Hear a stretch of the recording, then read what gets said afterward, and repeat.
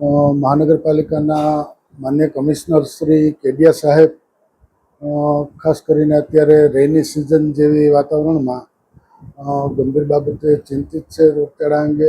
તો આ અંગે તકેદારીના ભાગરૂપે અમોએ અલગ અલગ વિસ્તારોમાં જામનગર શહેરના ખાસ કરીને રેકડીઓ, ફાસ્ટફૂડ, હોટલ, રેસ્ટોરન્ટ, આઈસ ફેક્ટરીઓ, પાણીમાં ક્લોરિનેશન વગેરે મુદ્દાઓ અંતર્ગત તેમજ ખાદ્ય તેલ જે વપરાય છે તેમાં અમુક જગ્યાએ અમને TPC 25 અપ જોવા જણાવ્યું અને અમુક જગ્યાએ હાઇજીન અને હેલ્ધી ફૂડ હોવું જોઈએ એ ખરેખર પ્રોપર સ્ટોરેજ થયેલ ન હતું.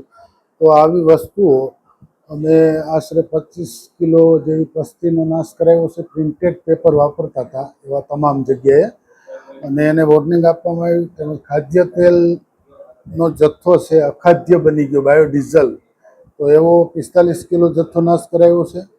પછી વાસી ફૂડ આ ઇન્સ્પેક્શન દરમિયાન ટોટલ 75 kgનું ડિસ્ટ્રક્શન સ્થળ ઉપર કરવામાં આવ્યું છે અને અનહાઇજેનિક જણાતું પેઢીઓમાં ઇન્સ્પેક્શન કર્યું. તો આવી પેઢીઓમાં આશરે 19,000 જેવી સોલિડ વેસ્ટ શાખાને સાથે રાખી અને પેનલ્ટી પણ વસૂલ કરવામાં આવી છે અને આ કામગીરી અમારી અવિરત ચાલુ છે.